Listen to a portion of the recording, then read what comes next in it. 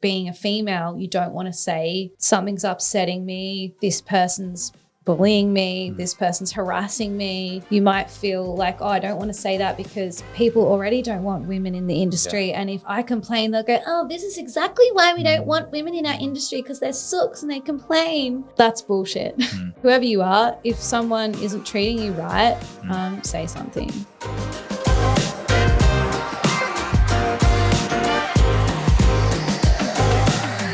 This is a very exciting episode of Site to Studio. You are the first female guest. Congratulations. Oh, thank you. Yay. And lovely to meet you. This is the first time we're meeting. Yeah, nice to meet you too, Charlie. Beth from Beth Builds. Yeah. I've always admired you from afar, from since I found your Instagram page, I guess. Thank you. Seeing what you do, the content that you make, and just the way that you approach what you do. So that's nice. Thank you so much for coming on the show. Thanks. And also thanks for having me. I feel very privileged to be here, actually. Yeah? Yeah, well, I've been asked to be on a few other podcasts, but I haven't actually made the time to be on any of them yet. I will one day. But I do listen to your podcast and I like it, but I just feel like you got a lot of great people on there. So I feel like I'm in good company. Yeah, I mean, there's been some cool people on here for sure. Let's sort of just rewind and understand, how did you, like, who is Beth? Like, how did you get into, like, I just love to get to know you. Yeah. How did you get into carpentry, obviously? Yeah. But who are you? Okay. Well, you got a little bit of insight into my backstory just a moment ago when I walked in and I saw someone in the office where we are that I know. Yeah, we from came. A past life. Yeah, I subleased this office from Imperial Builders, and Emma, who works there, you happen to know because it's okay, we can say you dated her brother many moons ago. Yeah. He was my first ever boyfriend. Yeah. We were together for quite a long time. So we really actually grew up together. But we're not on bad terms. I just not in contact with him, as I'm sure you're not in contact with people you dated a long time ago. But back then, I was definitely not a tradie. I was working in, I was at school obviously, but then I left school and I went into retail because I didn't know what I wanted to do. And I'd worked in a shop since I was about 14. So what shop? I got around a bit, but I worked at Osmosis for a long time. It's like a surf kind of shop, and then I went to General Pants and Topman. Do you know Topman from the UK? I worked there when they first opened in Australia. On Chapel Street, just around the corner from where we are. But yeah, so I worked in retail for a long time. I was managing quite a big flagship store. I liked it for social reasons, but I had no passion there really.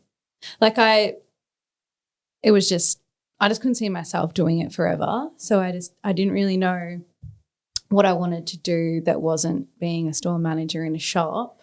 I knew I wanted like a bit more kind of purpose or something to get me out of bed that's not money or hanging out with your friends all day.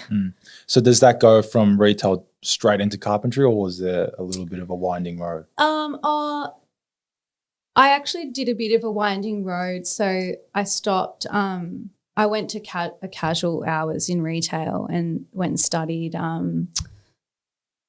studied like events and tourism.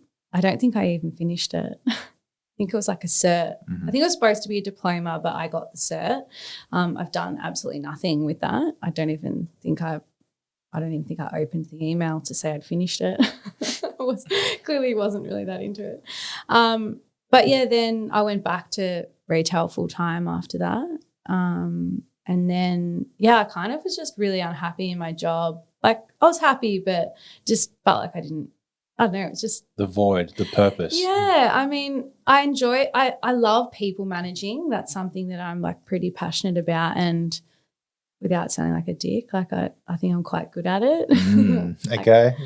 Well, I mean, I worked in retail for a long time and then I managed like at one stage I was managing like 35, 40 people. A gang of 18-year-olds.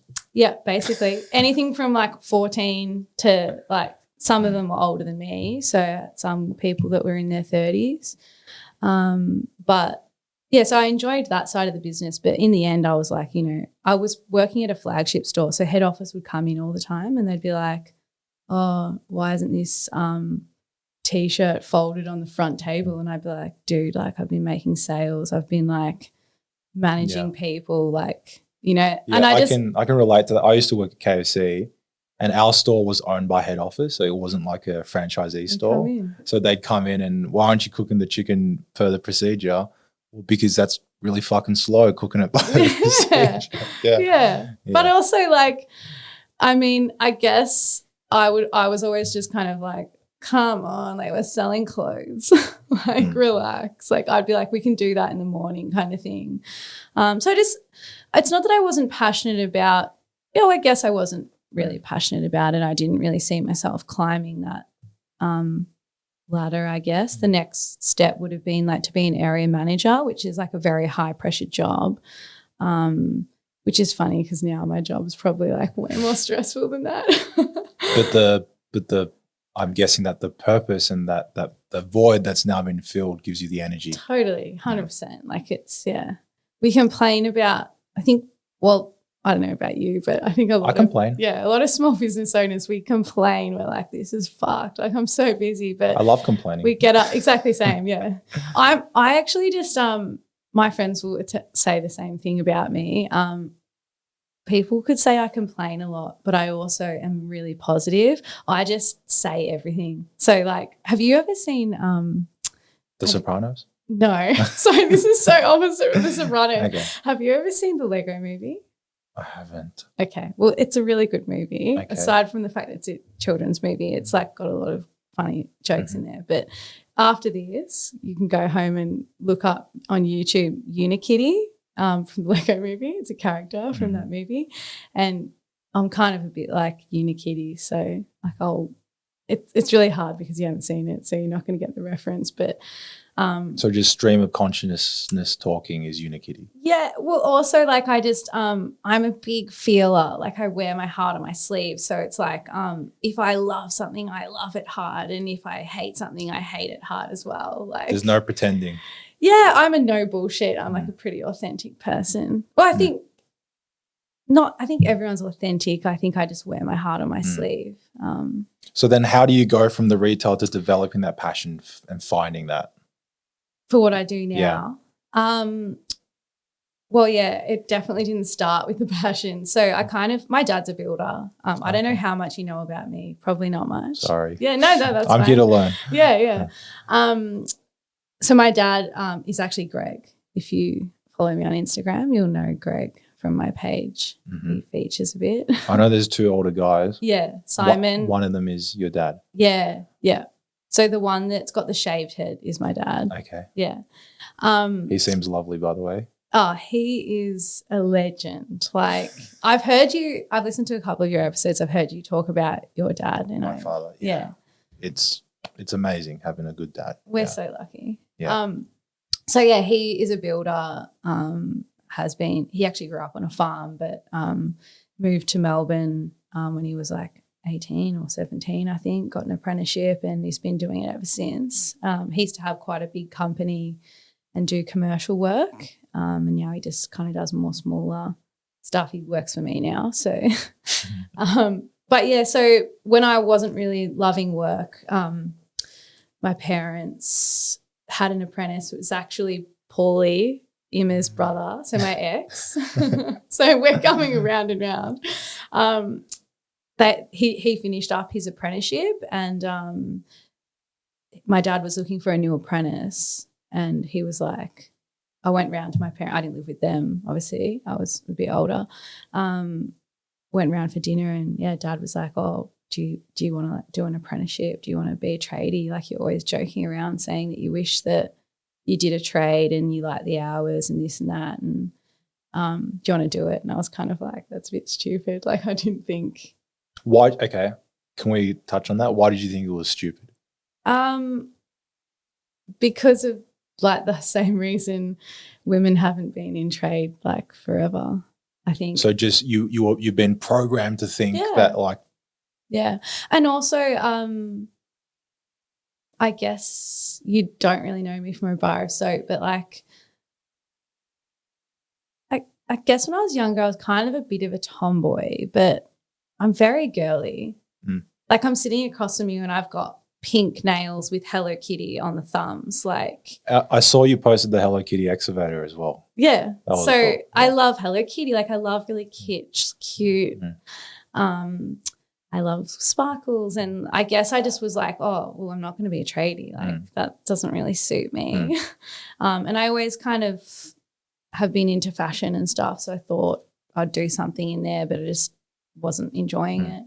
So, yeah, I started doing my apprenticeship, was more just like, oh, I'm going to take a break from what I'm doing so I can figure out what I want to do. And I started it because I'd grown up around a builder. So I had I was pretty green, but I wasn't as green as some people that I've seen on site. Yeah, you'd heard things, you'd seen things, I knew what tools around. Were and it always helped my dad with renos and stuff when I was younger. So yeah, I just started working with him kind of like as an apprentice, and then after about a month or so signed up, did my apprenticeship, but I actually did it not with him. I did it with a company called AGA, Apprenticeship Groups Australia. Just because I was like, well, for starters, they didn't want to have to worry about the paperwork of having an apprentice. They often got their apprentices from AGA because they look after it. It's like we get MEGT to exactly do all the paperwork. They just send me emails and I just sign stuff, and it's all beautiful. Exactly the same. And also with that, it means, let's say Greg ever runs out of work, I actually work for AGA, so I get sent back to AGA and I can go work with another host employer. So I also did it so I could get other experience. Not, I didn't like the idea of everyone thinking I was getting a free ride because I hate that shit. Dad's kid, yeah. Yeah, no one knows who's my dad. It's only recently people have sort of been We're going to bleep it out. Yeah, people have only just kind of figured that out. Yeah.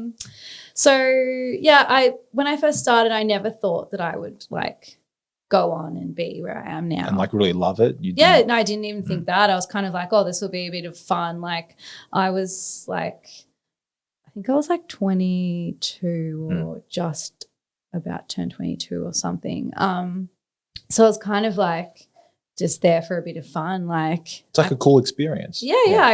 I could work awesome hours. I'd be finished at 3:30.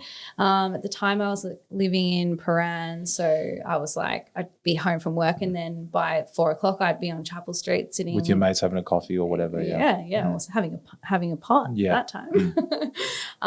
So yeah, it was good, and I enjoyed it, but then obviously it's hard work and all of that shit, so I wasn't sure if I wanted to do it. And then I just kind of gave myself a goal where I was I have to do it for 1 year. I can't remember now if it's actually 6 months or 1 year, but I think maybe at the 6 months point I was do the year, and then if you don't want to do it, then you can stop. And then, obviously made it to the year, and I just love it. So now I'm here. Right. So before you did it, you thought, haha, funny joke, why would I ever be a tradie? This is stupid. Yeah. And all my friends laughed at me. Okay. I went out for dinner. I was working in retail. I went out for dinner with a bunch of my friends who, it was actually a dinner with 4 of my guy friends who are all very flamboyant gay guys. And they were kind of all laughing at me, and they were oh, are you deciding that you want to be a lesbian now as well? I'm this is so ridiculous, but this is the stereotypes that this is almost 10 years ago. Yeah. 9 years ago. So, a comment like that is not cool. When gay guys were bigoted, were bigots. But do you know what I mean? No one would say that now. That's fucked up. But I guess my mates were kind of mucking around. But yeah, that's what being a trade Yeah. No one, I'm not saying I'm the first lady tradie, fuck. Like there's so many before me. But at the time, I didn't know a single other female. I was the only girl at my trade school across all trades. Really? Yeah, every single trade. There was not another female there. 10 years ago. In my 4th year, another girl started, but she wasn't in my class. Wow. So across my time, like I saw some pop up, but yeah, when I started, I was the only girl. Yeah. Well, you know, in terms of my personal views, like I can't say I'm fully like an extreme left-wing social justice warrior, but something I've been thinking about a lot is how your beliefs limit you or take you far. Like if you have certain beliefs, then you will never be able to achieve anything beyond that belief. That belief creates a constraint, and then you'll never be able to achieve anything more than that. Yeah. If the belief is that women can't work in a trade, then they'll never work in a trade. Exactly. So, however whether you want to go at it from a logical thinking angle or a social justice angle or whatever, like it's just about breaking barriers, even just in your own head. Definitely. I think your own head is like the biggest barrier you have in any part of your life. So back to the question was, track us through from not believing to believing in that 6 months or a year. How did I get there? Like, were there moments along the way where you were like, what? I can do this, or the physicality of this isn't actually a problem, or like it wasn't that I thought I couldn't do it. I just kind of thought it wasn't for me. But I guess like while doing, I was kind of like, I was quite young as well. Like I'm very different to what I was then, like in terms of like maturity and like what you were saying, like your thoughts and beliefs. So I guess I didn't think that I could still be my authentic self if I was going to be working in such a male-dominated industry. I thought that, I have to be like really strong and I can't have like a pink nail bag because then like I'm not a real tradie. Naturally when you're young, you care about what other people think a little more than. Yeah, I still do. Like I fucking hate that I care about what people think, but I do. Yeah, I wish that I didn't. But like when you're younger, you sort of I think generally people care a little bit more. Yeah, definitely. Yeah, and you're not as like comfortable in your own skin, or like you don't even know yourself. You're still trying to find who you are. That's true. Yeah. Yeah. So then was you developing that belief as just a function of your emotional maturity and experience on the job? Yeah, I guess. And I don't think there was anything magic that happened. And I think I hate throwing this out because I think so many people talk about it, but I think imposter syndrome is like a massive thing. Like, and I think I've heard you talk about it with other guys on your podcast. I mean, lots of people talking about it. It's kind of like a bit of a buzz thing at the moment. You can talk about it. It's okay. But I guess people will feel like they're not fitting that mold or whatever. And it's just about becoming more comfortable in your own skin, but also not listening to it. Like I still suffer from that, but I'm just like, cool, like be quiet in their little voice. Yeah. Yeah.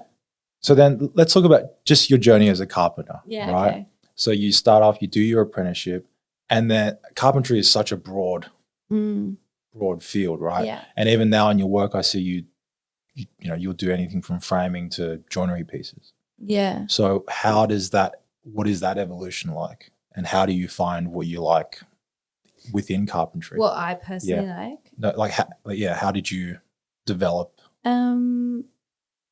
I guess, like doing jobs.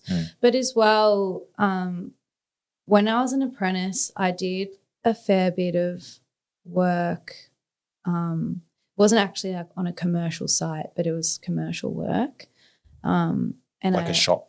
No, sorry, commercial as in not like restaurant stuff, hospitals. I did like a lot of work renovating hospitals and a few schools, which I guess I learned a lot doing that, but it's not really like before we were talking about like I was like, oh, I'm not passionate about folding these T-shirts. Like I don't give a shit kind of thing.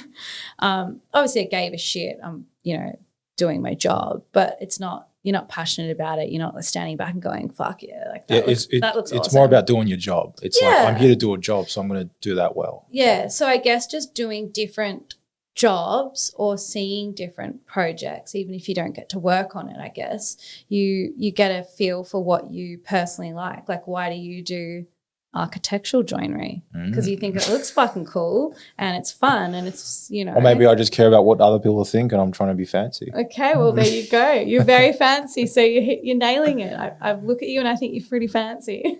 Thank you. I feel great about myself. Yeah. So I guess I just I'm still I only launched my website yesterday. Beth Builds launched fantastic website. Strategic perhaps. No, seriously, like that website. Oh my God. It's been like ready to go for a long time and it's like what are you a perfectionist? Were you just not okay? Yeah, I'm a perfectionist. So about the job thing, about the like different styles of carpentry and whatnot, I guess you just trial and error, and then you're finding the stuff that you like to do. But also when you're a new business, sometimes you don't get to pick only the really good ones. You don't get to pick, Yeah, like I'm really lucky. Like now that I've waited, like I've been operating my business for 2 years, and I get a lot of my leads from Instagram. So I guess having the website now, I'm busy enough. Like now that I have the website, and I've already had a few inquiries. Mm-hmm.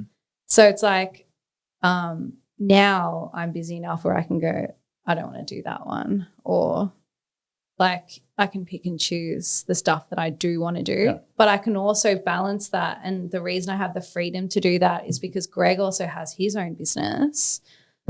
So every job that you see me on Instagram, that might not be a Beth Builds job. I might be working for, like the job I was on today, I'm working directly for a developer as a subcontractor. I'm not the builder. Greg's not the builder. Greg, Simon and I, like our little team, we're all like a carpentry crew. Yeah, we're all individually subbing. So I'm not charging Greg and Simon. We're all just charging ourselves out. So I guess because I have that relationship with a developer who I know really well, and he looks after us, pays us really well, and like wants us to be working with him, I can kind of come and go. Like I've got a kitchen that I'm starting in 2 weeks, and I'll just be saying to that developer, hey, like I need a couple of weeks off. I'll be off for like 2 weeks, or I'll be, setting this person up in the morning and then coming here at 10 or whatever. So I've got the freedom to kind of do more of that picking and choosing. Yeah. So I guess that's why it looks like we do everything, because I'm always staying busy, as in money coming in for me, like doing sometimes the stuff like I do today. I wouldn't choose to do that project personally. Fair. We took over it and the frame's been sitting there for 4 years, so it's a nightmare. Brown. Yeah, we've had to redo so much. Anyway, so I definitely wouldn't choose to be there, but that's paying the way for me to be able to go off and do what I want to do and not be stressed about money. Yeah. Yeah. So I think we should talk about business then. Okay, yeah. Sorry, I'm probably already going off on a tangent. You said the podcasts are long, and they're long for a reason, so we can explore ideas. So so Beth Builds is your business, it's your brand. Yeah. And there's what do you think about I actually really want to ask you this, because I know you're a bit of a marketing man. Bit of a marketing man. I actually a mate of mine just helped me. Well, I've just like got her to rebrand like my business. Like she did all the like back end. You probably know all the fancy like buzzwords for this stuff, but what's all the back end marketing called? Like, you know how you have like internal what's it called? Like internal marketing and external marketing. Is that what it's called? I don't know. Sorry. Oh, maybe I'm more of a marketing guru than you. I've been exposed. I just like paid some, an expert to help me out with that stuff. Like craft your brand identity. Yeah.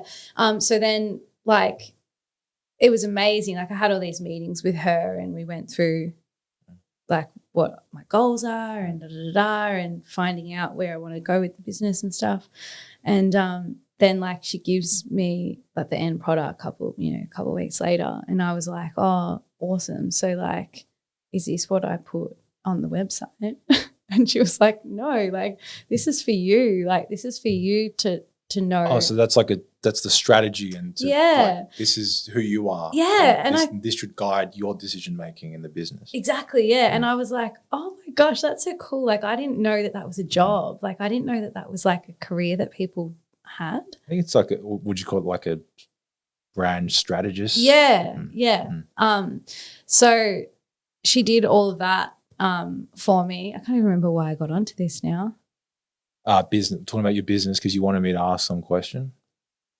Oh, yeah, I wanted to ask you actually about my name. So when I had her redoing everything, I was like to her, like, should I change my name? Because when I finished my apprenticeship, I started my Instagram, which was like 4 years ago, I think. And I was like, oh, well, my name's Beth and I build stuff. So Beth Builds. Go like, figure, yeah. I'm not that creative.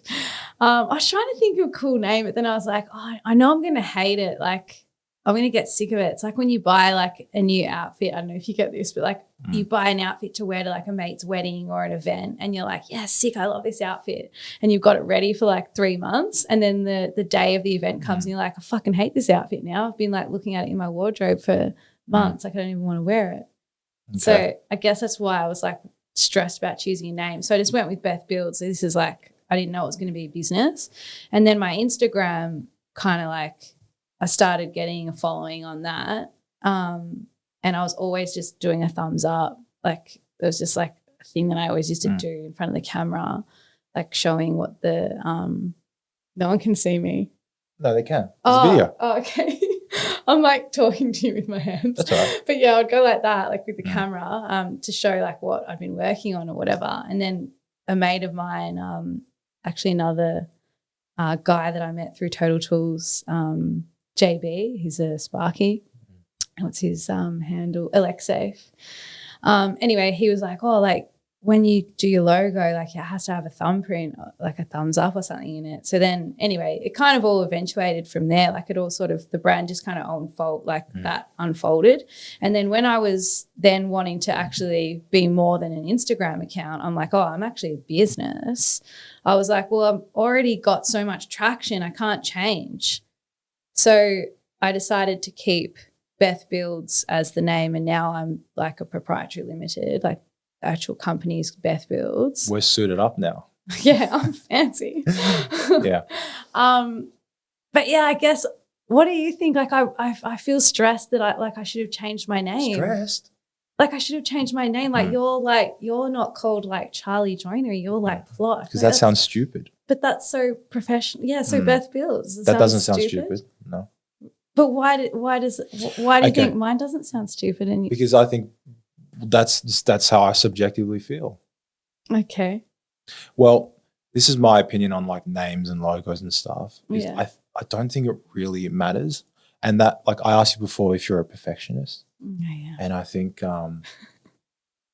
without being too rude, I think perfectionism is a bit of a disease. Okay. I'm sorry. Because it slows you down and it slows down your decision making. If you look at how we improve at something, it's by making lots of little decisions and making incremental improvements, and they compound. The one that everyone likes to say is if you improve 1% a day over 365 days a year, you will improve 37x. Yeah. Whereas if you're agonizing over every decision because it's not perfect, then you're never gonna. You're not compounding your improvement. So my And also, sometimes perfectionism is masking insecurity sometimes. So I think it doesn't matter. I think the best thing to do is just to do it and then keep not necessarily even iterating. Like it doesn't even matter, I think.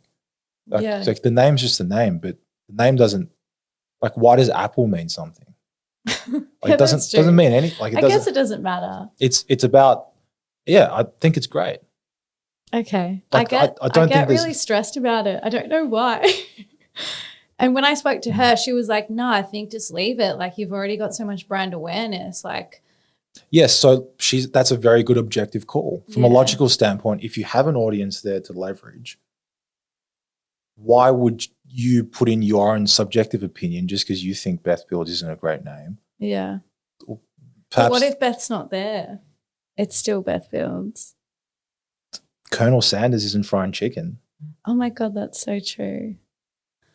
Okay, I feel really good about this now. But do you know what I mean? Like it's not like Colonel Sanders being the logo of KFC represents an idea. It doesn't represent Colonel Sanders. Like it doesn't represent him as a person. It doesn't represent him. It represents what he like. It represents an idea of him. Yeah. Okay. So that's good. But like you could even sell Beth Builds.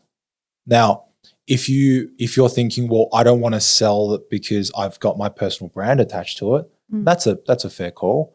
But you could potentially sell a business and have whoever's buying it change the name. Maybe you're not selling the brand along with it. Maybe you're just selling a steady order book and good cash flow every month, for example. So I don't think it gets in the way of anything. Okay. Well, there you go, because that's what it has stayed as that. And that's another reason why it took me so long. And you better believe I'm being honest because I've said positive and negative things.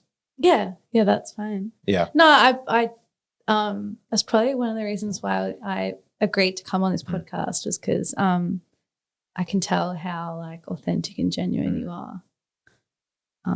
It's good. Yeah. No, I think Beth Builds is great. It's fantastic. Okay. Like cool. for example, my cousin's a third-year apprentice plumber. Yeah. And his name is Ming. And I said, you should just start a company called Ming Plumbing. I think that sounds fantastic. Yeah. Like that's awesome. Okay. Like, and I said, I've been procrastinating, but I said, let's make a brand for you and just start up Ming Plumbing. I think it sounds great. And has he done it? Oh no, he's a first year. He's a third year now. Oh, third, sorry.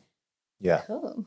But yeah, like it doesn't matter. Like it's about what you make of it. And the important thing is you're making all the content and you're checking in with your audience and you're fostering those relationships at scale. That's the most important thing. Yeah. Like your audience doesn't actually care whether you're called Beth Builds or Washing Machine Carpentry. No, I think I get like worried about it, which is another main reason why I wanted the website. Like I was really keen to have a website because I feel like if we're going to talk about Instagram, like my page is very like it's like a blog, how I am on it. Whereas if it's not like a business page. Do you know what I mean? I love this topic.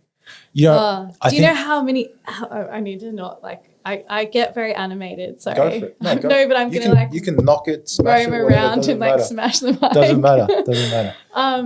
Yeah, I've spent such a long time being like, fuck, like sorry, I swear a lot too. My Instagram is like so like bloggy and it's, you know, and then people will be like, oh, it's too much, like unprofessional. Has anyone ever said that to you? Yeah, no, I'm a fuckhead. It's all in my own brain. Has anyone right? How do humans make decisions? We think about stuff? No, it's about emotions. We make decisions emotionally, right? I will be 30% more likely to want Beth Builds to do a build for me because I like cherries and you've got cherries on your nails. Yeah, I've heard you talk about this before, which is like I've heard you talk about the bike pedals. Yeah. And I 100% agree. And people, I think, sorry to interrupt you. No. And I think in this day and age, I think people, there's such a, in the market, there's a undersupply of authenticity and an oversupply of exactly what you're not trying, what you are not, which is that facade of professionalism of whatever, which everyone will see through and is like, well, no, you're one person and you're making it sound like something that you're not. So and I'm not trying to be like I don't. Beth Builds is never going to be an architectural builder. I should never say never, but like I'm never going to be like that's not where my passion lies. Like I love that stuff and I think it looks cool, but like my passion doesn't lie in like that outrageously expensive. Like, I don't want to do cheap stuff, but like, I mean, I live in Brunswick. So does that tell you anything about me as a person? Like before I lived in Brunswick, I lived in Collingwood. Like, I would say you're a hipster. Okay. Well, okay. Yeah. I'm not a hipster. I've got gears on my bike. I'm saying that as a joke. Yeah, I know. Yeah. It was funny because actually when I moved to Brunswick, I had a fringe for a long time, but it was in lockdown. My partner and I bought a house right at the start of lockdown. But I mean, he bought the house. I'm just there. I found the house. That's the hard part. Let's not sell yourself short. I've renovated parts of it. Like he's lucky. He wouldn't have got the house if it wasn't for me. He works in like an office. He's like the most non-tradie person ever. Anyway, when I moved there, I'd had my fringe a bit longer and I couldn't go to the hairdressers because of COVID. So I started cutting it myself and it just kept getting shorter.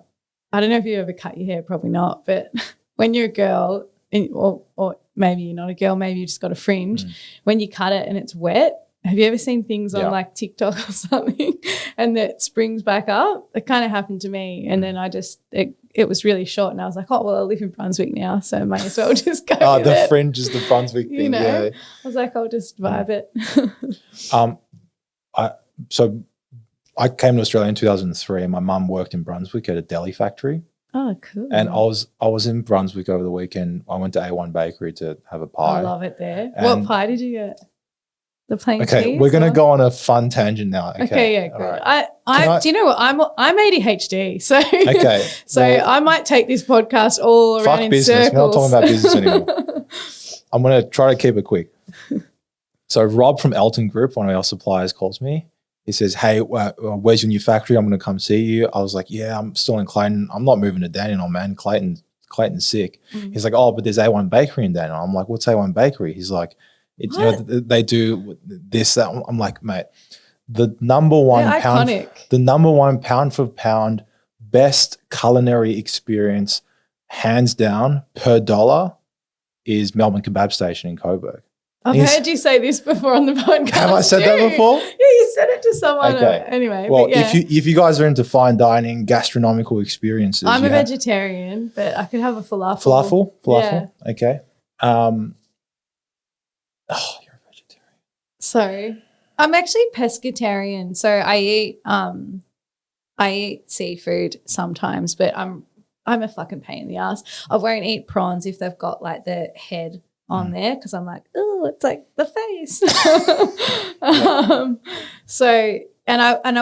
I can't cook it. Like I wouldn't know how to cook. I've tried to cook fish once or twice, but it didn't turn out too well. Yeah. I don't know how to work with the proteins. So I will eat vegetarian's seafood. cool. Veggie bar is very good. And veggie bar's an institution. Hey. So I'm like, you got to go to Melbourne Kebab Station. And he's like, okay, well, you got to go to A1 Bakery. He said, I've never been to the one in Fairfield, but there's one in Brunswick. He said, you get the cheese pie and the shawarma. I haven't had, what's that? And a dipping sauce? Or? The shawarma, I think, because he's Syrian, I think that's what you call the wrap. Oh, okay. Yeah. Okay, yeah. And then I went there, I had falafels. The falafels are so good. Yeah, they're really good. So my mum used to work in Brunswick, Yeah. and I was in Brunswick. And I thought, wow, this still feels like it's got that grungy kind of feel from, especially up that 15 years. end. Yeah, Down that end, definitely. Yeah. The other end's like a lot more gentrified. it's so like immigrant mentality still. Like, I love it the further you drive down Sydney Road as well. Like the more you get that. yeah, because you get closer to Melbourne Kebab Station. Do you live out that way? Or? No, I live in Mount Waverley, where it's old people and young Asian families. Well, yeah, it's a very bougie area. But I used to live in. I was born out that way. I grew up out there. Where were you born? I was born at Mount Waverley Private Hospital. I think. I'm getting my nose fixed there next week. Oh, really? Yeah. Oh, there you go. Another tangent. I've got a deviated septum. I can't breathe. I can't breathe out of this nostril, so I'm getting it fixed. You were born in Mount Waverley. Yeah, yeah. Yeah. So when I first came to Australia, I lived in Preston, and then I moved to Mount Waverley, and then I went to school. And you didn't go to school in Mount Waverley, did you? I went to school in Montana. Okay. How old? You're younger than me, I think. Can you guess how old I am? I've heard you say I'm your 25. age. 25. Okay, I wasn't sure if it was about 26. Yeah.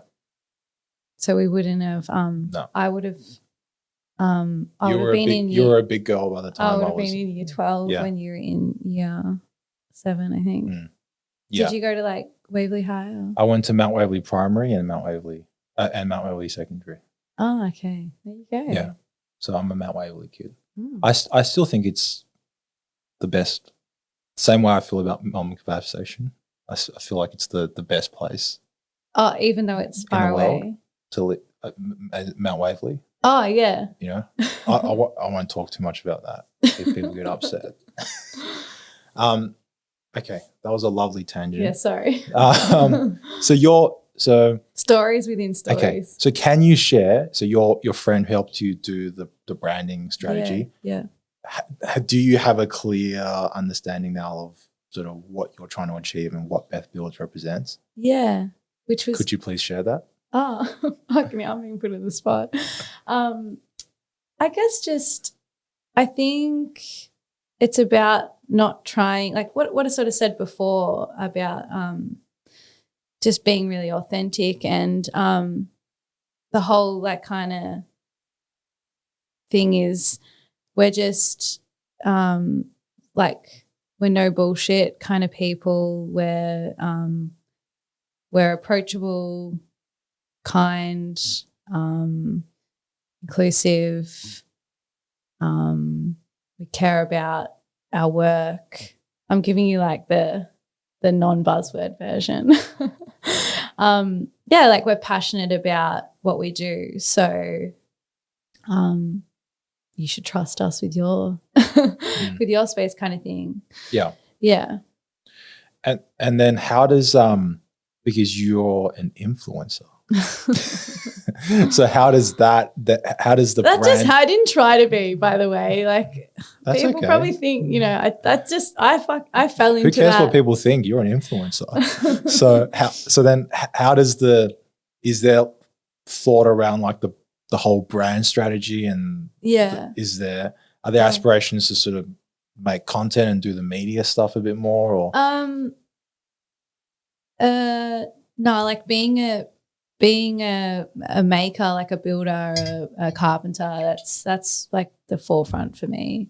All the stuff I do on Instagram is definitely like second, like down the line. Like I try to start, I'm full of ideas basically. Like I have all these incredible content ideas, like content for days, but like I'm only one person and I'm fucking busy.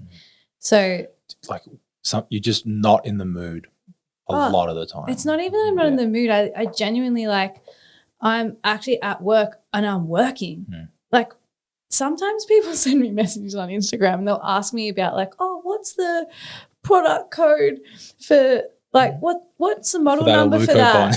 What's the model number for that saw you're using? I'm like, I don't fucking know, mate. Like it's a saw. It's the blade's 165 centimeters. I don't know. It's Makita branded. Yeah. Like I guess even though like you can say, oh, I'm an influencer. I'm just poking fun. Yeah, I know. I'm just joking, yeah. But I like I'm just a tradie that's using tools, and I happened to share some of that online, and then it kind of happened. So within that like brand strategy, I don't necessarily have like a section that's about that, but it was more just about like I've got a section on my website that's like a services, right? And I feel like a dick saying this, but I actually felt the need to put that in there because I get a lot of inquiries. For like brand deals? Yeah. So I guess it's trying to like help me save time. She also, this marketing girl, her name's Lauren. We should just call her by her name. Lauren. Yeah, Ballet Season is what her company's called. And she's just Ballet Season. Yeah, she's just moved to New York. So she's That's a cool name. Yeah, she is awesome. You should look her up on Instagram. Anyway, she was kind of like trying to help me to sort of save time and stuff. So I've got a services section on the page, and one of the services is like influencer marketing or something.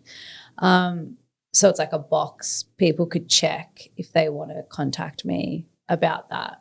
And it just says like Beth does partners with some of the like the nations or whatever people. The universes. Yeah. And if you want to partner, get in touch to see if you align on like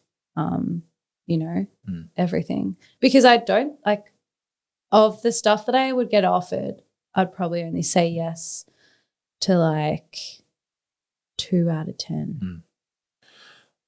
I totally understand where you're coming from, but I'm, like with this podcast, I think I'd probably never sell ads on this show if it ever gets to that point, because I just think the reward that you're getting from the ads relative to the listening experience, relative to how much it costs to produce the show, I just don't think the economics would ever make sense. Yeah. But I'm very interested in leveraging this brand if it becomes something to create value some other way. We might have our own product. We might look at what Build Her's doing with their education product, their consultancy, whatever, Yeah. I think that makes a lot of sense. And I personally don't think there's any shame in wanting to leverage an audience or leverage attention to make money. Yeah. Well, it's like I don't care. I'll be open. My Instagram at the moment is a form of income for me, and my car's paid for from Instagram. Like my That's it. Yeah. So I bought at the start of COVID. I bought myself a brand new van. I've never had it. Like I saw that Ford. Is that a Ford? No, it's a Volkswagen. It's a caddy van. I thought we both drove Fords, but you drive a fancier one. Everyone told me to get the bigger one, and I didn't listen to them, and I got the caddy. It's cute. Yeah, but it's so small. I'm like, I want a Hilux now. Like I need bigger. I think the van is. I know it's vans are so much better. Do you know how noisy it is? Like I live on a street. I live off a street that has speed humps, so I have to go over speed humps like twice a day, and that's only if I'm going home and going to and from work. So if I leave the house and get in the car, then it's another trip. It's so noisy. I hate it. Okay, so that's why you want the Hilux. Yeah, and I just need a bit more space. And then you'll get a trailer. Nowhere to park that. Yeah.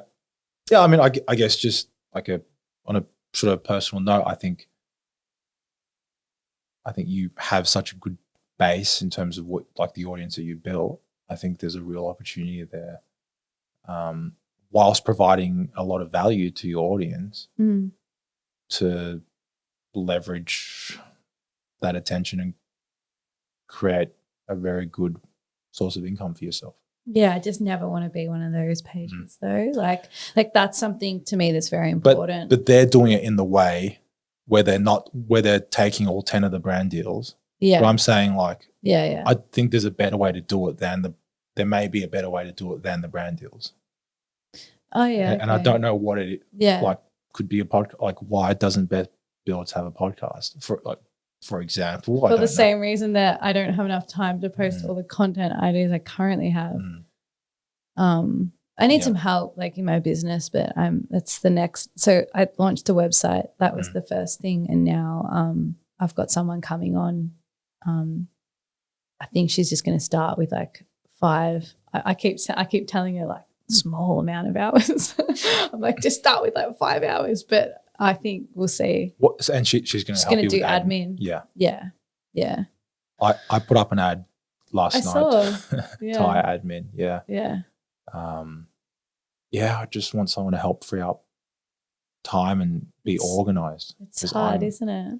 I'm a by nature, I'm such a disorganized person. It's really? Yeah, it's very difficult for me to stay organized. Yeah. I think I'm like the over organizer. Do you get stressed when people change their mind on the fly or like things change? No, I don't mind. Like I'm flexible. I don't mind that. I like to like know what's going on, I suppose. Yeah. Yeah.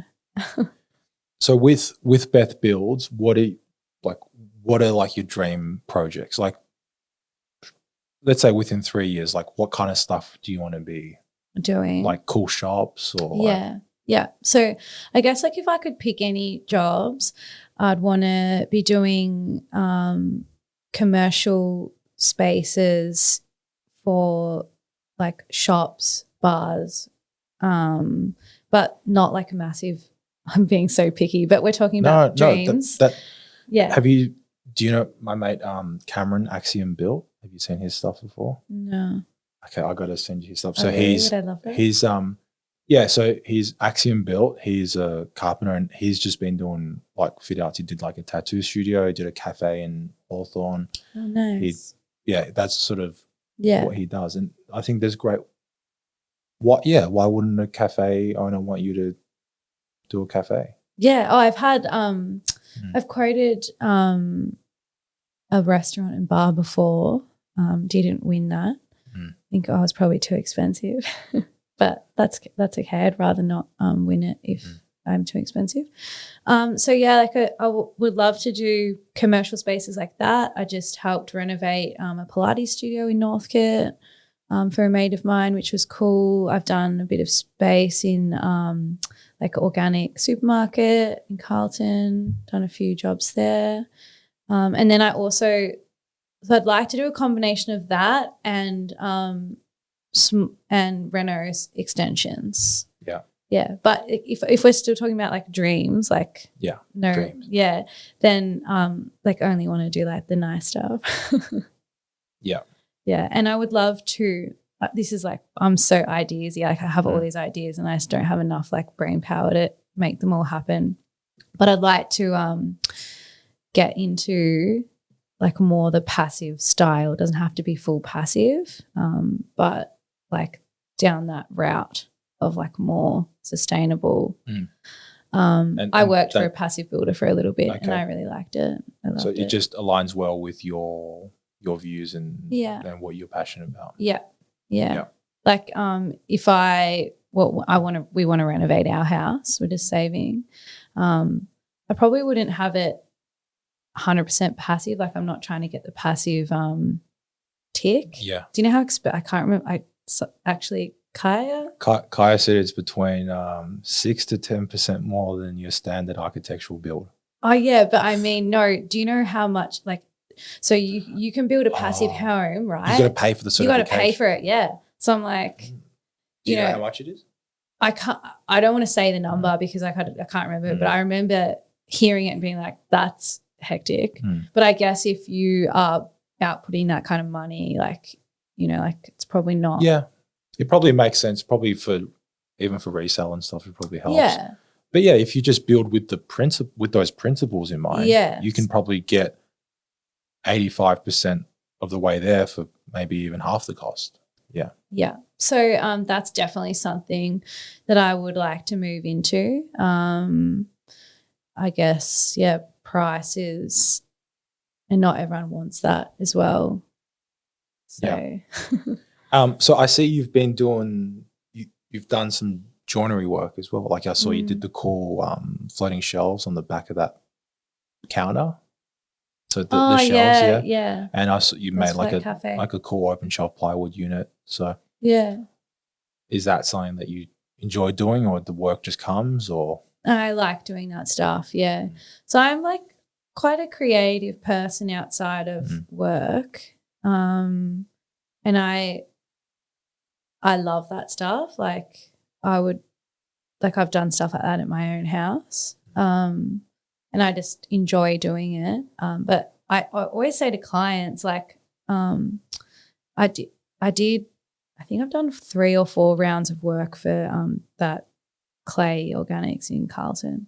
And I've said to the client all along, like, I'm not the most cost effective like person for this job. Like, you could be getting a cabinet maker to do this, and they're going to have all the gear and the space, and like I don't have a factory.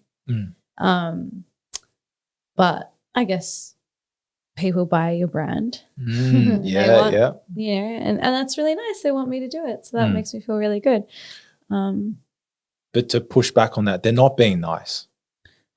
Sorry to your clients. They are being nice, but it's because you have a good product. Yeah. Okay. Yeah. Thank you. So it's not, yes, they are being nice, but we unfortunately don't live in a world, my opinion, where people make decisions just being nice. Yeah, that's true. Yeah. Yeah. I actually was listening to the one that you did with the I've forgotten their names, but the LVL guys. Yeah, those two boys. Those 2 boys. My God, they're so confident. Dude, I was listening to them and I was like, fuck me. If I could live my life with, like, I get angry talking about this shit. If I could live my life with like 10% of what they go through life, like, I'd be so successful. In terms of like their confidence, or their confidence, and just like, I think being a man as well, like, I hate that, but it does help. And like I don't know those boys, but you know, I've seen them a bit on your page, and I hadn't heard of them before until I saw them on your page, and I looked at their page, and I was like, well, you know, like, these two, I just love their confidence. I know, and that's impressive. And I think far out, like, you know. And my brother's like I've got an older brother. He's actually just finished his apprenticeship. So he's 33 and he's just become qualified. And like, I love him, but he's always like, you know, oh, Beth, you should do this. Or like, we were working on my parents' house together one day, and he's like telling me to get tools out of his car for him. And I'm like, bro, like, you're an apprentice. Come on, mate. Like, get my tools out of the car. And like, I just think, you know, the way he operates, it's, you know. Yeah. I need some of that. Yeah, I'm straight up, I'm envious. Not envious, but I'm very like I could deal with that confidence. I could deal with some of that confidence. You seem very confident, though. I feel like when I like well, maybe that's a belief that I have. Maybe I believe I'm not confident. Back to what we're talking about with beliefs, right? So maybe I need to sort myself out. Yeah. Being a man in construction has its advantages. Like, if I get an application for a female apprentice. Yeah. Have you had many? I've had a couple, and but you don't have one working for you yet. I'm close to hiring one. Okay. I'm hoping to seal it this Friday. But straight up, one of the things I go to is, well, is the physicality going to be an issue? Lifting sheets and stuff. Well, that's and I'm happy saying that, because it's like, no, it's like, true. Like, on a biological level, women are not as strong as men. Yeah. Like, from a physical standpoint. When do you have, like, let's say you have her in the shop. Yeah. How often do you have one person working alone? Do you have that a lot? So I've thought it through, and it doesn't matter. Yeah. Because it's one of those illogical beliefs, like I was saying to you. Yeah. You know, like, it's not actually, you know, there's smart ways that you can work, whether you're a male or a female, you should work smart, save your back, and not lift stupid shit anyway. All that old school stuff's like so dumb now. We don't do any of that. Exactly. And I'm more biased in the reverse in that, again, some people might even find this offensive. I think women are more conscientious and apply themselves a lot better as employees in a work environment. That's again a belief that I hold. Yeah. So I agree with you. I think there's definitely an advantage for sure. Oh well, hopefully you'll have a girl soon. Yeah. A girl. Yeah. And I also hired an older guy, and he was saying like he'd work in union and in commercial. Yeah. And he was saying he'd been struggling to get work because of his age. Because of his age, and like he's 51 now. He's not that old. Oh my God, that's not even old. Like, he would have so much knowledge. Yeah, exactly. So I said, and he doesn't even have experience in cabinet making. Okay. But he's got so much experience on site doing walls and ceilings in commercial land. I said, I thought he'd be a great fit. And like yeah. Exactly. Something needs to move, something needs to change. Like good to have him there, I suppose. I think well thought out diversity is profitable, creates profit. You know, I'm not a fan of diversity for the sake of diversity or like this idea of equality of opportunity. Yeah. Equality of outcome. I think equality of opportunity. I think everyone should have access to the same opportunities. Yeah. There's no guaranteed outcomes for anyone. I don't believe in that. But I think diversity through that lens, in my opinion, can make sense very much from a business standpoint and can be profitable, like more profitable than because otherwise. Then you've got different players on your team that it's like if you're building a sports team, you wouldn't have all like big bulky guys. Like you need a fast runner. You need someone that can, if we're talking about AFL, like someone that can kick the ball, like, well, they all want to kick the ball, but like, I think diversifying your team is smart. Yeah. That's why I think something cool about my team as well, like having like the two old boys. Yeah. They have so much knowledge. Like you should always employ people that are smarter than you or like have more knowledge than you. Like. Yeah. And,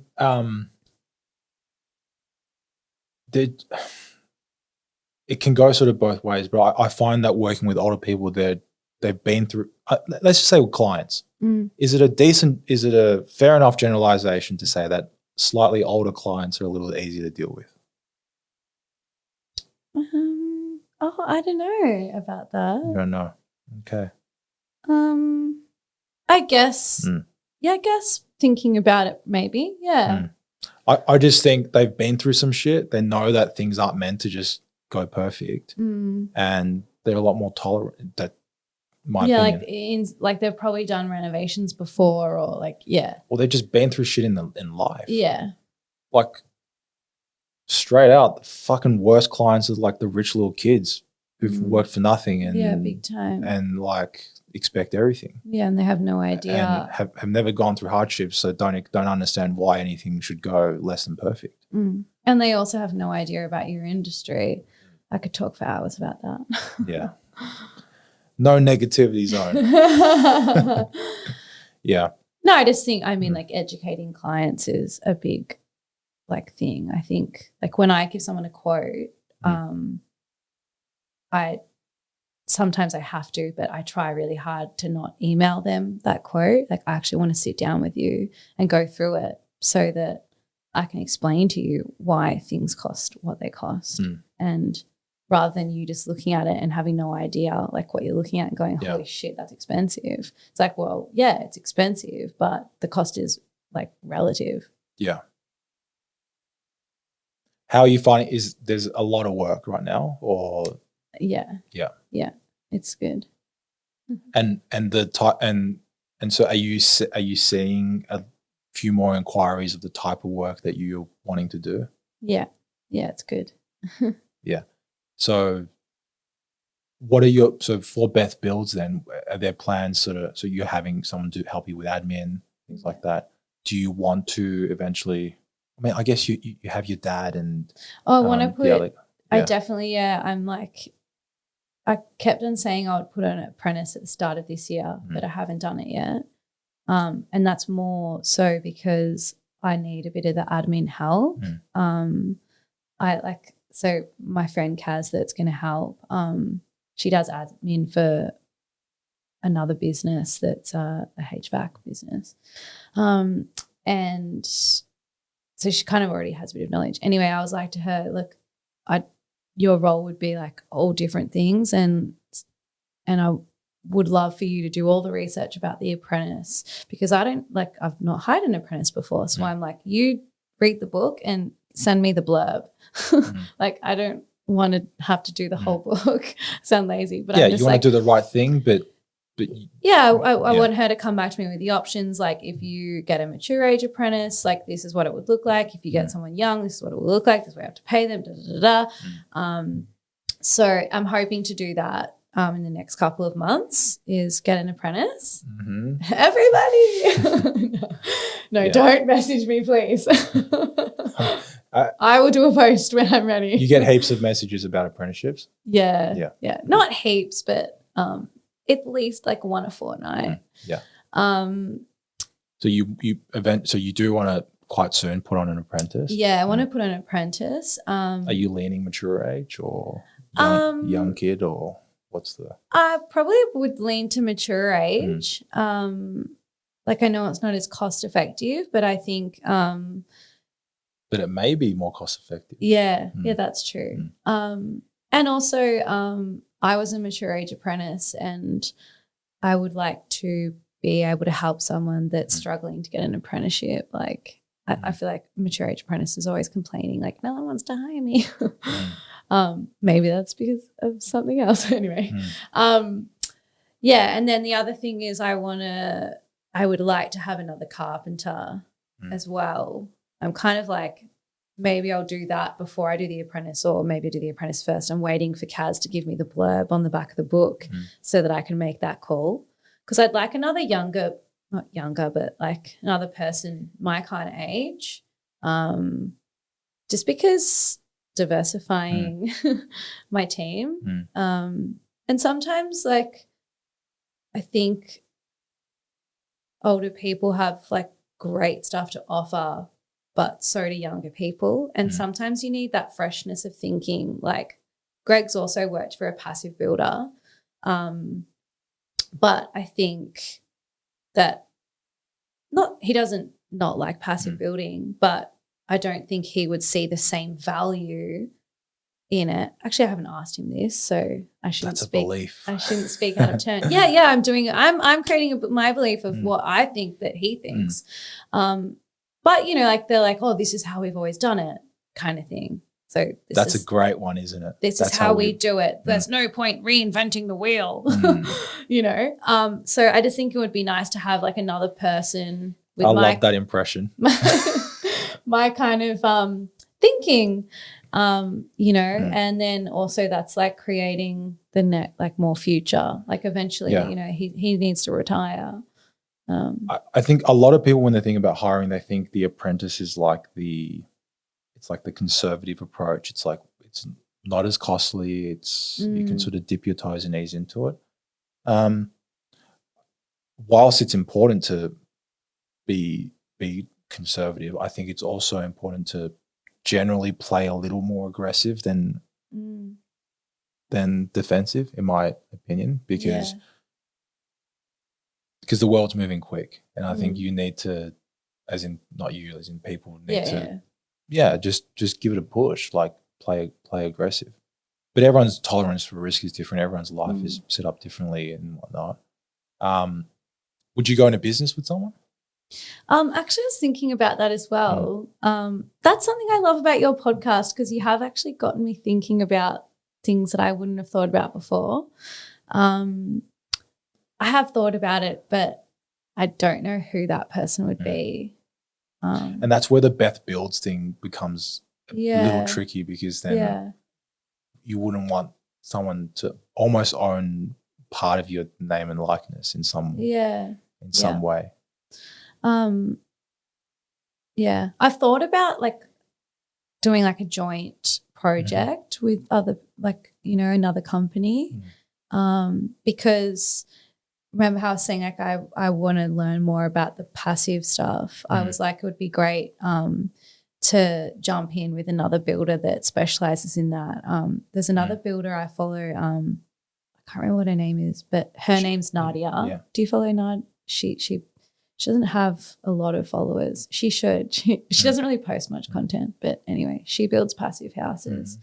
And she's like based in our city as well. And I've thought a couple of times like it'd be sweet if I could just like go hang out with her. Work together on a build or because as I worked for a passive builder for about 12 months, but like I was like just the carpenter there. It was just after I finished my apprenticeship. So I was like in the factory doing the prefab stuff, and then I was like out on site when the crane brought all the panels in, like it was for Carbon Light. I don't know if you've heard of them. They're pretty cool German. They're from Germany. Yeah. So I mean, I agree. I think that if the collaborative sort of approach works, then yeah, you don't really need to go into business with someone. Yeah. Yeah, because that's a huge commitment, isn't it? Yeah. What does Dad think about? Obviously, he's proud of you, but what does he think about everything you're doing? Like, was he surprised by like how the social media? Does he understand all the social media stuff? Is he like, that's really cool? Or like, I didn't expect that. Well, my dad is he grew up on a farm, so he's like a farm guy. But he's very like. So they only had Instagram but no TikTok. Yeah, I'm finding it so hard with TikTok. Like I've got one, but I don't know how to use it. I don't like it. I know that I need to. I don't have time.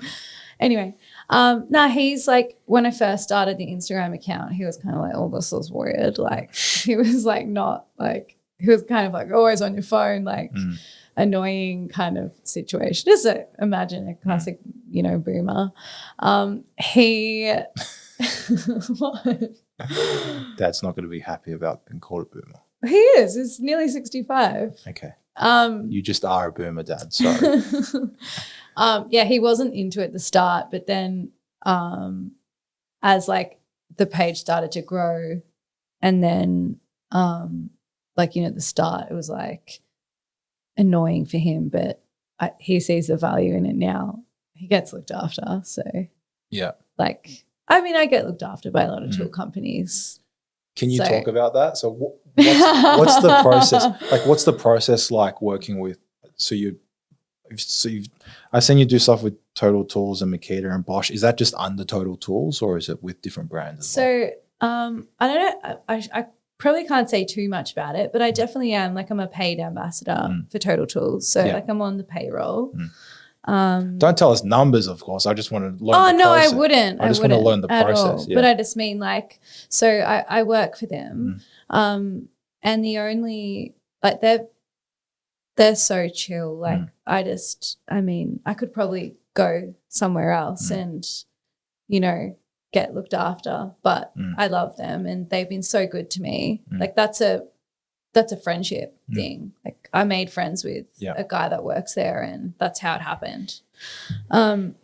So yeah, I just am an ambassador for them, and basically I can do anything with other tool companies, and they are the ones like that helped me get the success.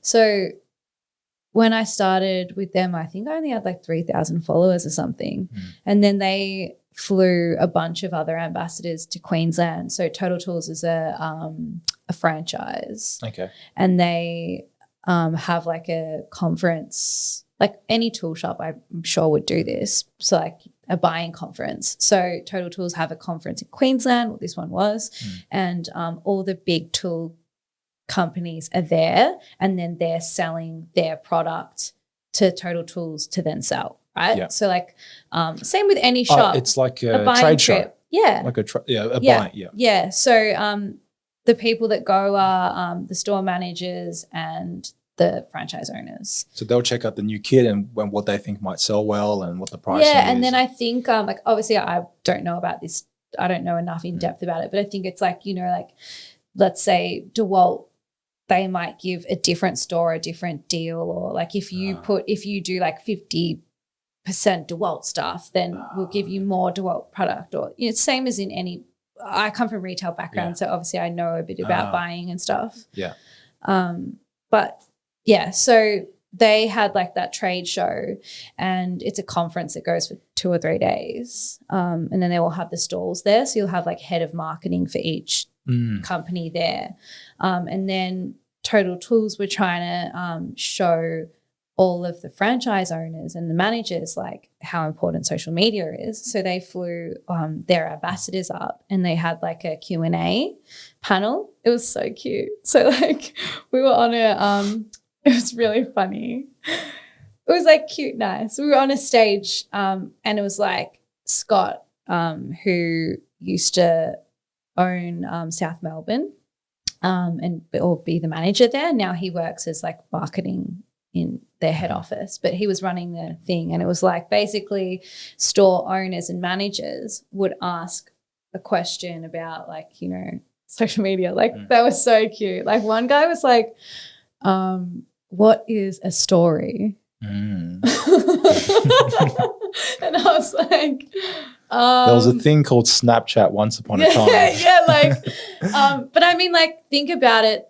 This industry is archaic. I was about to say that, like, Sorry. you know, but yeah, it is. And also the people that are in it is like a very male-dominated industry, and it's like they're kind of like trying to invigorate them to show them that, you know, you can put stuff on your phone and like it's, you know. So that was cool. I got to be a part of that. And then because I was there, I obviously got to walk around the trade show with a Beth Builds T-shirt on, with a Beth Builds business card, going up to every person, like networking the shit out of myself and just being like, hey, like, my name's Beth. And they're like, oh, what store are you from? I'm like, oh, no, I'm a carpenter and da-da-da. So, you know, Total Tools definitely helped me so much with that, because they kind of opened the door for me and were like, come hang out in here. And then I got to meet, you know, head of marketing for this brand and, you know, kind of helped put my face out there, I guess. Right. So the business side of these deals is, so with Total Tools, you're an ambassador. Yeah. And then with the other tools, you might do, with the other companies, you might do brand deals, or like it might be like one-off things or ongoing things. Yeah, like a lot of the brand deals is always like contra. So basically it's everything that I do on my page, or everything that you see is, none of it's fake. Like it's all stop smiling at me. I just started thinking, you know, flex tape, you know, that there's this tape company that's like, you can seal it, you can seal anything with it. You can seal a hole in the boat. Seen it. I'm not saying you do that. Yeah. But that's the whole thing. Like I'm like, on my page, I'm not a tool expert. I'm not a tool reviewer. Don't ask Beth the model number of the drop saw. I don't know. Don't say to me, what's the best fixing gun? I don't know. This is just the one I use. I use a Pasload one because my dad used a Pasload one. Again, purchasing decisions. Yeah. Because my dad used one, so I'm going to. That's why I bought Makita. And I kept using Makita because for me personally, I like it because it's an affordable price. Like maybe I'd use Festool if I could. I don't know. I have never held a Festool drill, so I don't know how heavy it is. But I like Makita because it's well balanced, and I'm small and I've only got little chicken arms. And if I have to carry that shit around all day, I don't want it to be a big Milwaukee clunky thing that's like with the 9 million volt battery. Yeah. So yeah, I guess I have the thing with Total Tools, and the only thing that I don't do because of that is I don't go to other tool retailers. So you'll never see me in Sydney Tools shopping around. You won't see a photo of me at Sydney Tools because it's obviously a direct competitor. The paparazzi is going to be out now. No, but I just mean, you know, it's You've very. You've never seen me even pass one of those. I reroute my maps. I just mean like it's very authentic. It's and I would never like post about something that I genuinely think is shit. Like if I think it's shit, I'll say it's shit. So yeah. Cool.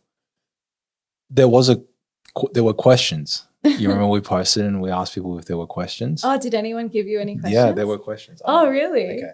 Now there was, I think a lot of them were, I think we've already covered. How did you why carpentry? How did you get into carpentry? There was an interesting one. Oh. Can you install a kitchen by yourself? Me personally? Yeah. I don't know because I've never tried it. I think the safe answer is to say Beth would be able to work out how to install a kitchen by herself. So are they saying that I'm not skilled enough? No. Oh. They're just asking. Oh. Laura asked, can you install a kitchen by yourself? I think Laura is okay. No, Laura's spoken to me before about, she's a kitchen designer from South America, I think, and she's doing an apprenticeship in Australia or something. I saw maybe she's trying to understand the difference between carpentry and cabinet making. Yeah, maybe. okay. Yeah. Well, I renovated my own house, my own kitchen, but my house is going to have to be like knocked down. Basically, the stumps are gone. And before I moved in, I had like a week and a half from when I moved in to from when I got the keys, and I gutted the whole kitchen, and I did an Ikea kitchen. Yeah.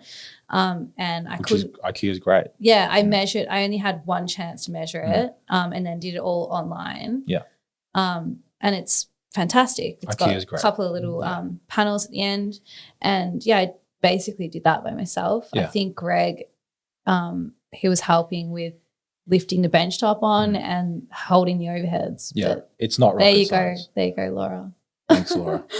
Now, Natural Landscapes Australia asks, do you have plans for advocacy in getting more women into building, acknowledging the platform you hold? I'll just say, I don't think, with respect, Beth Builds doesn't have to acknowledge any platform that she holds, and I don't think there's this idea of because you have a platform, you have some social responsibility, but I will let you answer the question. I feel like I don't even know how to answer that. Well, I mean, you are encouraging more women to get into construction. Oh, they're asking me that. Okay. Yeah. I think, how should I answer this? I think there are a lot of people on social media already that are advocating for women in trade. I think we can probably think of quite a few off the top of our heads that are very famous. I don't think that I need to do the exact same thing as everyone else. I think I'm running my own race. But I think I'm always going to champion women. I'll never not be championing women. Me getting up in the morning and doing my job is me championing and advocating for women. I live by this thing that's someone asked me if you had any advice or something, or what's a thing that you live by when I spoke at an event. Anyway, I would say if you can see it, you can be it. Yeah. So whoever that is, National Landscaping, do they follow me? Can you see me? Well, there you go. You can be me if you want. Yeah. Yeah. So it's I'm not super strong. I'm whatever. You're just you. It's just I'm just doing me. Beth's blog. Just because a woman who's a tradie is doing a blog doesn't mean she has to be a social justice warrior for trying to rally more women into the trade. It's just you're just doing a blog. Yeah. I'm not trying to not get women to do a trade. I think it'd be cool. Yeah, I'd love to have another girl working with me. So what advice then would you have for girls wanting to say do carpentry or whatever? What are some of the things that you think would help them, whether it's their mindset? I think mindset's pretty big, isn't it? You have to go? No, I'm you're getting into the big questions and I'm how much time do we have? I'm not in a rush. What advice would I give? A few things. I would definitely say like number one advice is, sounds so cliche, but like just be your authentic self, because I think I spent quite a bit of time worrying about like the perception of what kind of tradie I am or whatever. But it's okay to be having Hello Kitty nails and still means you're a carpenter. Being a carpenter or being a tradie, whatever trade you do, doesn't mean that you are tough, or you might be tough, but it doesn't mean that you are macho, tough, strong, and surly, like masculine. Yeah, you don't have to be masculine. Yeah. So you can still be you. So that's definitely a number one thing. Yeah, carpenters work with timber. That's a carpenter. Like it's not an image or whatever. Yeah. No. And also like when you get into like being a builder, it's like you're creating, and that's what I'm passionate about, you're creating beautiful spaces. And like that's like, I can't think of, that's not masculine. Like creating stuff that looks cool. And then the other bit of advice I would say is to always speak up and have someone that you trust that you can speak up to. So whether that's message me, like honestly, like if you know, young girls probably not listening to this, but if they were, sorry, maybe they are. Is that mean to say that? No, I think it's probably more industry people. I think the analytics would agree with you. Yeah, well, same with my page. The analytics on my page are men, and more men. But yeah, if you know, I had a tough time as an apprentice, trade school. Didn't enjoy myself. So I would always say, like, speak up, and it's okay if like something's not going well. It doesn't mean that you're weak. Like being a female, you don't want to say something's upsetting me, this person's bullying me, this person's harassing me. You might feel like, oh, I don't want to say that because people already don't want women in the industry. And if I complain, they'll go, oh, this is exactly why we don't want women in our industry, because they're sooks and they complain. It's an excellent impression. Well, I'm speaking from experience, unfortunately. So that's bullshit. You know, if something's not right, whoever you are, man, female, non-binary, no one cares. Whoever you are, if someone isn't treating you right, say something.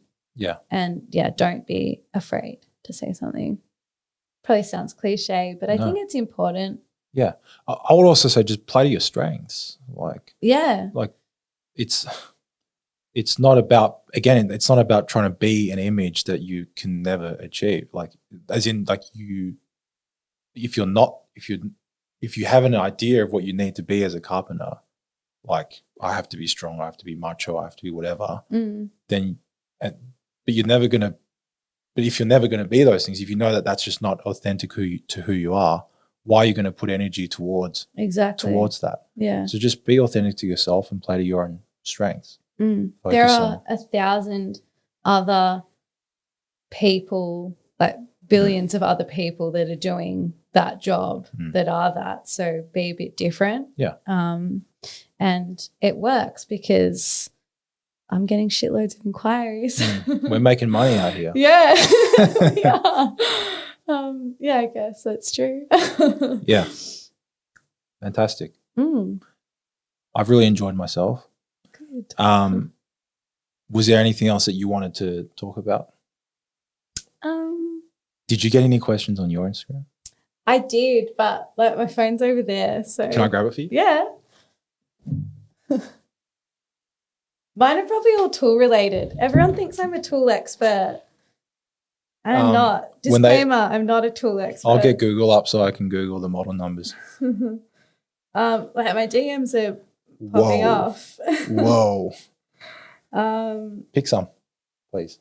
I'll have a look in here. This is where the questions come to. Oh shit, that's my story. Oh yeah. This guy's lovely. He talks to me all the time. Maybe a discussion on how you both went out on your own and built your brand. We've kind of done that. Yeah. And I listen to your podcast, so that's why I know. Yeah, I'm a notorious repeater of myself, not just on the podcast, just with everyone. So check out. Pretty much, I studied construction management, and then I did building. I didn't like building. I went into joinery because my family's in joinery, and now I do architectural joinery. Do you have a building? Do you have a license? So how did own a builder? Because you did your parents' house. I did it in Mexico. Let's leave it there. What? Actually, in Mexico? No. Oh, okay. We have to get crafty. Yeah. Oh, that's okay. Yeah. I mean, that's actually something really funny. People, do you know how many inquiries I get? It happens a lot from young people, like that own apartments and stuff. And they're like, oh, I want to knock this wall out in my apartment, but I don't need any plans or permits because it's not structural. Yeah. And I'm like, babe, like that's not how it works. Yeah. No, essentially I did it under a different builder. Yeah. Essentially. Yeah. Well, I use Greg's license. That's essentially what I did. Yeah. So I was going to get my limited license, and then I was like, a carpentry limited license is sick. I know. You can do heaps. So I did the course. I did it with like Carpentry Australia during like the first lockdown, and I was like, oh yeah, cool. I can do a full weatherboard reno like on stumps. You can do like everything except bricks or slabs, which is what my house is. So I was like, sweet, I could do my own house. But then as I was going through it, I was kind of like, oh, and I started working on another job that's quite a big with a lot of concrete. So I was like, fuck that. Like, I'll just keep using Greg's for now. I'm going to go for the whole hog. Like DBU, baby. Yeah, I'm unlimited on nothing. So yeah, I'll just wait for that. Okay, what's the most challenging job you've ever done? Have you found it challenging at times working in a male-dominated industry? Yes. Talked about that, yeah. Yes. They're kind of all male-dominated. Just while you're looking through and about the male-female thing, you know, you weren't actually going to be the first female guest on the show. Oh, who was it? Do you remember Brianna, the people and culture specialist, the story that you shared when I said? Oh, did you not have her? So her partner got COVID, so we had to reschedule. And then she got COVID, so we have to reschedule again. Oh my God. So, but she'll be on next week. Oh, cool. Yeah, which is awesome. I'm very excited to talk to her. There's nothing that we haven't really, gone over. And then these are like tool questions, which is that's not what we're here for. Yeah. Last thing, just a fun little thing. Yeah. What do the different tool brands mean to you? Oh, like how do you mean? Like if you think Milwaukee, like when I think Milwaukee, I think plumbers. Oh yeah. Okay, I get it. Yeah. All right. So let's start with DeWalt. I don't know what I think about DeWalt. I don't really think anything. I think huge batteries and their table saw. Oh, I have the table saw. It's fantastic. Do you have that table saw? One of my guys does. Yeah, it's sick. Yeah, that's the only DeWalt thing I have. Oh, I've got the thicknesser. I've got the DeWalt thicknesser. Oh, I was looking at that. Is it good? Yeah, it's good. I don't know the model number, so don't ask me. No one knows. No one knows model numbers, all right? Okay. So Makita, what do you think? I think Carpenters. Makita, I think Carpenters. Cabinet makers are all Makita as well, I think. Yeah. Oh, okay. I was going to go Festool. Festool. Mate, you should be Festool architectural joiner. we have spent a large amount of money buying Festool. Yeah. So let's talk about Festool. What do you think when you think Festool? I think where I want to be. Where you want to be. I love Festool. Yeah. I borrowed the domino off a mate of mine. One of my mates is not actually a qualified tradie. His wife owns a Pilates studio. Brand, man. This guy has got pack out. He's got all Festool tools and then stores them all in pack out. And I'm like, you're not even a trade. No, but people spend 20 grand on camera gear. Yeah, that's true. Yeah. Cars. Oh my God. I don't like cars. But I'm saying people spend money on cars. Yeah. Like one of my ex-boyfriends bought a Mustang and I don't know about cars, but like he was really into cars. And it was like a really I think it was like an $80,000 car. I'm like, dude, like, imagine what we could have, like, well, I'm not with him, but like, could go on a holiday for like. Could have bought Bitcoin. Well, I don't know enough about that either. Yeah. Anyway, yeah, I think Festool, I just think like bougie. Bougie. Yeah. Yeah. When I think Festool, I think track saw and vacuums. Yeah, I've got the vacuum and I got the track saw. That's what I think. Yeah. Funny thing about the track, I bought, you know how they have the new track that can stick to walls? Yeah, I've got that. I got that one. I bought it because I was going to do a ceiling cutout for a Brio track. What's a Brio? You know, the Brio is like a sliding door track. track. Yeah. And then the cutout was too close to cabinetry. So you know how the track saw overhangs like 15 mil? Yeah. But the cabinetry was like only 10 mil away. So we ended up just cutting it with a multi-tool. Oh, that's so disappointing. You couldn't even use the special sticker. Spent $400 on the track. That track's cool. It is cool. The how you can slot onto the toolbox. I know. Yeah. That's what I think is really cool about Festool. The little things. Yeah, all the small things. That domino is sick. Like that. I'm saving up for that. Like that's. Yeah, one of my guys Festool today, do not give stuff away, by the way. I've never been given anything. They're like the Apple. They are. Yeah, they're like Apple. But do you know why? We all want it. Hey. One of my favorite things I learned recently, the vacuum, you know how the cable at the back of the vacuum where you wrap your. Yeah, it winds up and it's got a little knob. You can turn the knob and you can pull it off without unwrapping. I didn't know that until recently. Oh, we can pull it off, can you? Well, once you wrap it all on, the two little things that stop the cables from coming out, you can turn that down and you can pull the cable straight out without unwrapping it. Oh, I thought that was like to hold it up. Yeah, I've been using that all wrong. So it doesn't unravel. Like that's what I thought it was for. Okay, we're probably talking about the exact same thing. Yeah. That vacuum is sick though. Is yours the big one or the midi? I've got the big one in the factory and a small one for on site. Yeah. I get the midi out and I use it in my house. Like it's better than the Dyson. The Dyson is shit in my opinion. It's a shit vacuum. It clogs up every 5 seconds. The Dyson, especially the handheld ones, are pretty weak. Yeah, that's what the one I have at home. And extremely expensive. Actually, the Makita, I will talk about tools here. The Makita cordless vacuum, the stick vacuum. Okay. That thing is a demon. Get yourself one. A demon. Yeah, it's so good. It's like, better than the Dyson. I know which one you're talking about, but the most slept on vacuum cleaner. What do you mean slept on? Like slept on as in people are sleeping on it like they're not thinking about it. Like it's underrated. The most underrated vacuum is the Gurney. What's the Gurney? It's Gurney, you know, the Australian brand. No, I don't know it. They make the pressure washers, but they make a vacuum. Oh. You can get it from Bunnings. Oh, okay. So that's a great vacuum. I've done a partnership with Bunnings before. Materials it's from only. Bunnings. Materials only though, not tools. If you want banana timber, go to Bunnings. So that vacuum, but I learned that the motor and the MIDI and the CT26 with 36, it's the same motor. It's just different capacity. Oh, okay. So it's but the MIDI is good because you get the good hose with the MIDI. Oh, I love it. I love that vacuum. I'm obsessed with it. I'll tell everyone to buy it. That do you use the disposable bags or do you use the reusable bag? The long life bag. It's a reusable bag. I mean, that's it. Just buy one. That's it. Yeah. The long life empty bag. It. Yeah. Me too. Yeah. Why would you use the other ones? Well, you can do a little hack on it and. Oh, on what? On the reusable bag. So you don't have to pay $300 on the long life bag. Wait, so you're using a... No, I bought the long life bag, but you can, with the reusable bag, do a little thing on it. Oh, okay. But it's not kosher, so don't do it. Oh, okay. Yeah.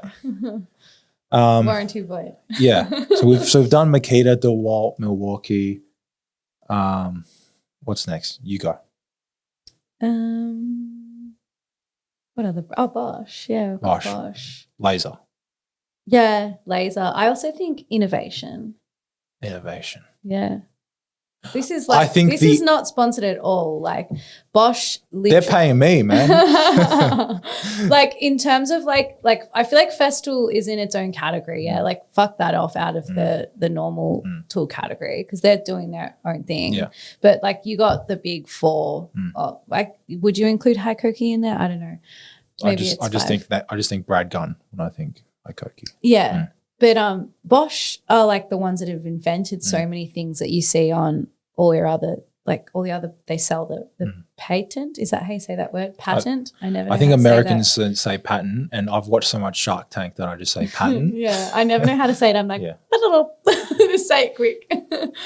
They were the ones that invented like the SDS bits, you know, like a masonry drill. They invented that slot. Oh. And you know how I learned this? From going to the trade, the buying shop. Yeah, so they invented that. They invented the X-Lock grinder.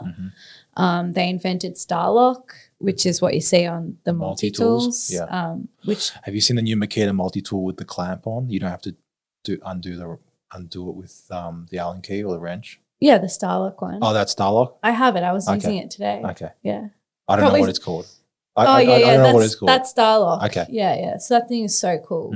Like I love that. Oh, Bosch invented that. Yeah. So Bosch invented all of those and then they sell that to the other brands. So that's why it always comes out first on a Bosch item and then like with the X-Lock grinder. And then they'll license it out to everyone. Yeah. So they'll like obviously smug, like keep it for themselves for like to release it first. So yeah, and then no one buys it and then everyone waits for the Makita to come out with it. Yeah.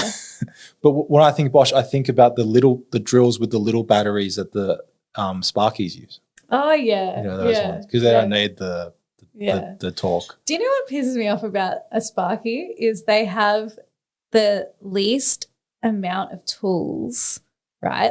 Like they can carry the least amount of tools. For the most hourly rate? Yeah. I mean, at least plumbers have to spend 15 grand on their PEX kit. And they've got like all of the, you know, like the cameras and stuff. But, you know, like traditionally, I guess people say carpenters get paid the least out of those three trades. Yeah. Like I'm not talking about being a carpenter builder. And like we have the most tools. The cabinet makers would disagree. What do you think? Who has the most tools? Oh, you mean you? I'm saying the cabinet makers would disagree. And that's saying that you have more tools than carpenters. I'm not saying I'm you have more, like you've got like a CNC not the factory. Machine. No, I'm saying even installers. Oh, what? Okay, maybe architectural stuff, like a standard. Let's talk about a bulk standard. What do you got for an install? Okay, so I guess I'm just talking like for a carpenter, right? Yeah. You need like rotary laser. Like we go ground up. Actually, we don't need a dumpy. No, that's what I mean. Like you got like when a carpenter like a proper builder. Yeah. Yeah, like when my tools got stolen, I was like, holy shit! Like I had so much stuff. Yeah. Hey, like it's expensive to be a tradie. And then when people are like, oh, why are you so expensive? This is why, man. And carpenters haven't gotten a good bump in their rates since COVID. Until COVID, carpenters hadn't gotten a nice bump in their rates. Oh, is that like what, the minimum wage or? No, I'm saying like just what the market's paying. Oh, yeah. I think everyone's like getting paid. Well, it's hard. Like actually a friend of mine, she's now my friend. She contacted me through Instagram. Like we became mates. She's a carpenter as well. And she's working, I don't even know what the company is, but it doesn't matter. But she's not on wages. She's on, it's like a subcontractor. And I was like, wow, like you should be getting paid more. But I think, I'm not going to say how much it is, but then again, maybe I'm like adding fuel to that problem because I'm like, oh, we should be kind of sharing. Like probably shouldn't say it on the podcast, but like I'll talk to you after and I'd say, you know, this is how much I'm charging and this is how much this guy that I know is charging and da-da-da-da. And I think we should all be charging that, like, you know? Yeah. But I think because people don't talk about it, then. That's one thing is cabinet makers have a Facebook group called Cabinet Makers Australia and it's the best Facebook group I've ever been in. There's like zero dramas, very, very little drama, very little infighting. For a Facebook group, usually it's a fucking cesspool. Yeah. Yeah, I don't go on any of those. And like, but like, and in that one, like everyone talks, like everyone's trying to help each other. And that's, and all that's that. good. Yeah. But yeah, we don't talk about it enough. I think that's definitely something I've been trying to do with Instagram. But the new kids, like us new kids on the block, that's like, what I mean. We're talking about it Yeah. more. The old school guys are like, no, wait, I'm not going to share my trade secrets with you. That's my 7 secret herbs and spices. I'm not the kernel. Yeah. But yeah, I think that's definitely something cool about Instagram is community. Like, and you don't feel so lonely. 100%. Yeah. Like there's a couple of people I've made friends with in my area. And other like carpenters, and then one of them, her boss, I've made friends with him, and he's like kind of in a similar space to me with his business in terms of how long it's been going for. And you know, like we haven't had a chance to do it yet. I've met him in the park, like a bunch of us have caught up for drinks, but we're going to go to the pub and we're going to have a sit down, and I'm going to, you know, have a discussion with him and go, oh, this is what I'm charging. And also, mate, charge for a quote, because this guy's not charging for quotes. I'm like, what are you doing? Like, by you not charging, then people get pissed off when I charge them. Like we should all be having those conversations so that then, you know, it's the norm. Yeah, sure. Should we finish off our little tool thing? So, oh yeah, sorry. Again, that's fine. The tangent. But this is why this form podcasting is you can do all that. That's fine. So you mentioned Hikoki. What do you think? I don't really think anything about them. Okay. What about Hitachi? Again, I don't really think anything about them. Yeah. Ryobi? I think DIY. Okay. Yeah. One of my Samurai. One of my guys told me that like Ryobi in Australia is totally different to Ryobi in Japan. Like apparently Ryobi in Japan is like the shit. Like it's like really? But it's a different. It's probably made in the same factory as but they've got a different. It's like they're different products. Oh, so we're not getting the same products. We're not getting the same stuff. Oh, why are we getting the shit version? Because Bunnings licensed it. I don't know. Yeah. More tool companies, or is that what you're thinking of? Is that it? AEG, I think that's I think they might only be at Bunnings. I'm not sure. I've never used. I've only seen them at Bunnings. Oh, do you know what's a good Bunnings one? Azito. Do you know what I think of when I think of Azito? What do you think of? The jackhammer. The jackhammer. The Azito have is that like the chisel point? Is that like a good value for money jackhammer? Oh yeah. I can't remember. I wish I could remember the cost of it, but it's like dirt cheap. And this is a like terrible hack right here. But Bunnings, Bunnings Azito. Are you going to talk about the return policy? Yeah. And do you know what makes it even better? Have a look at me. Yeah. So if I come in with this jackhammer, which is supposed to be DIY use, you're not supposed to use it commercially, right?